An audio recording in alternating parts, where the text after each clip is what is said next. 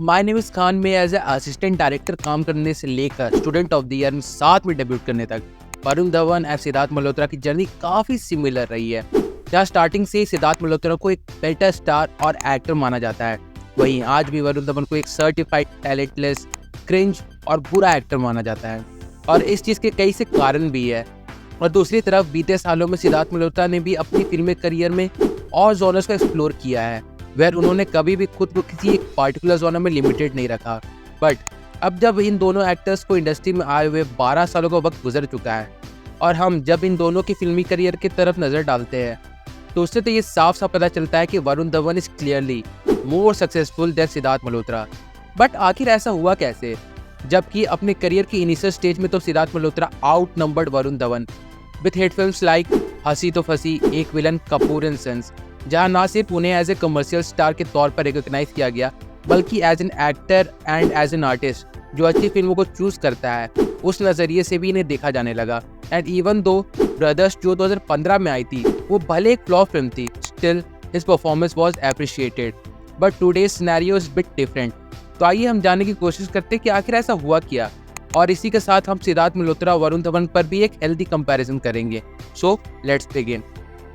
सिद्धार्थ मल्होत्रा वरुण धवन ने अपने करियर की शुरुआत successful film student of the year से की थी, जो कि धर्मा प्रोडक्शन की फिल्म थी, और उन्होंने इसके अलावा टोटल 3 फिल्मों का कॉन्ट्रैक्ट भी साइन किया था विद धर्मा प्रोडक्शन, जो इवेंचुअली आगे जाकर बनी भी और रिलीज भी हुई, और हम उस पर भी आएंगे। But for now let's keep it in a systematic way.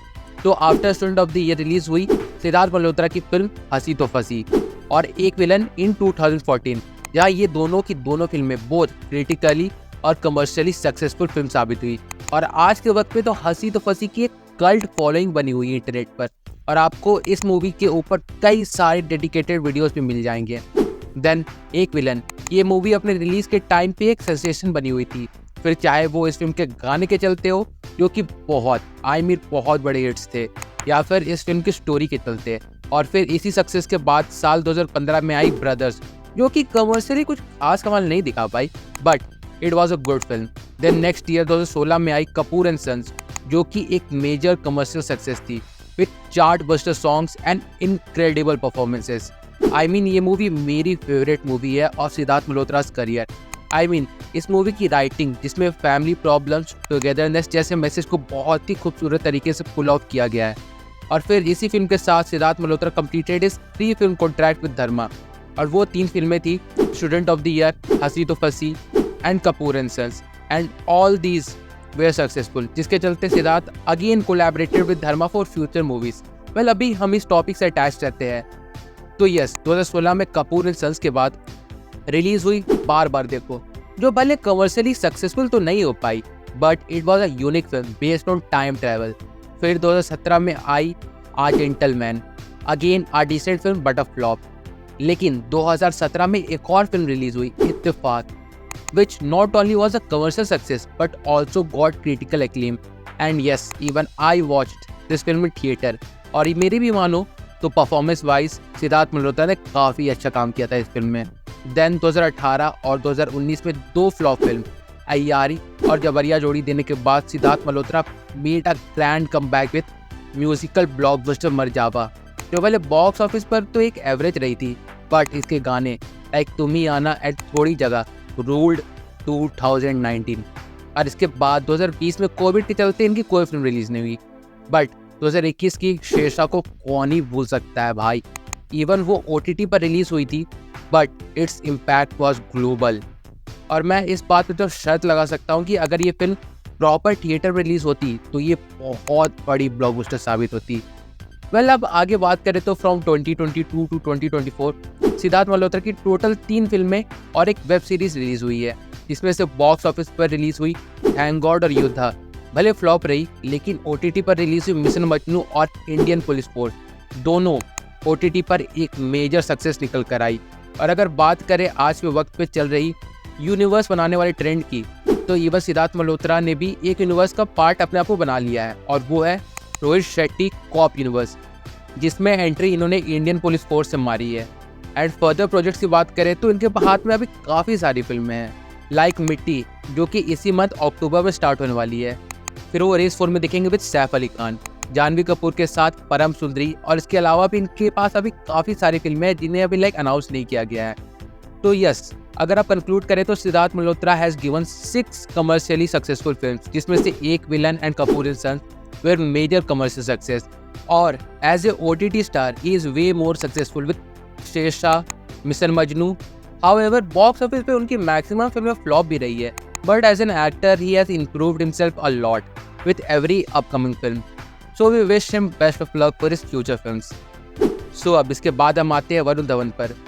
तो पहले अगर देखा जाए तो मैंने ऑलरेडी एक डिटेल्ड वीडियो बनाई हुई है वरुण धवन के करियर पे, तो इसलिए इस वीडियो में हम सरफेस लेवल पर ही रहेंगे।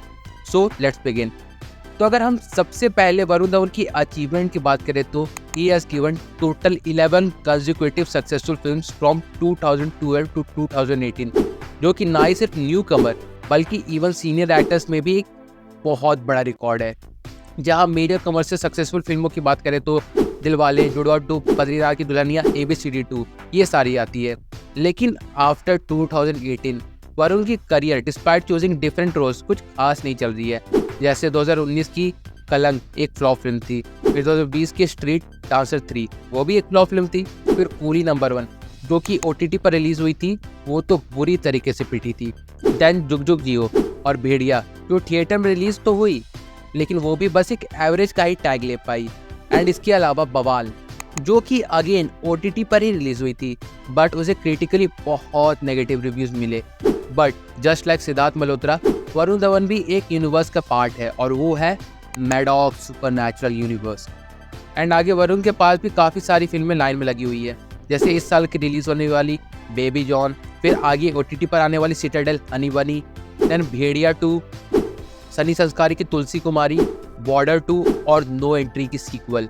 तो अगर देखा जाए तो वरुण धवन का फ्यूचर तो अभी काफ़ी ब्राइट लग रहा है, और अगर ये सारी फिल्में अगर चल गई तो Varun Dhawan will enter into a new age of stars like Ranbir and Ranveer. Well आगे देखते हैं कि आगे क्या होता है।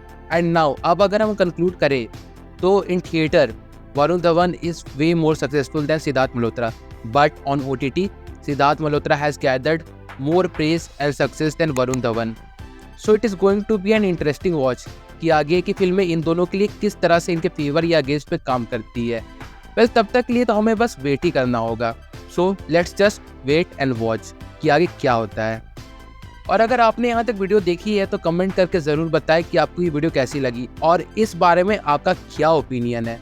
बाकी फिर चलिए मिलते हैं बहुत जल्द एक और नई वीडियो के साथ। तब तक के लिए बाय।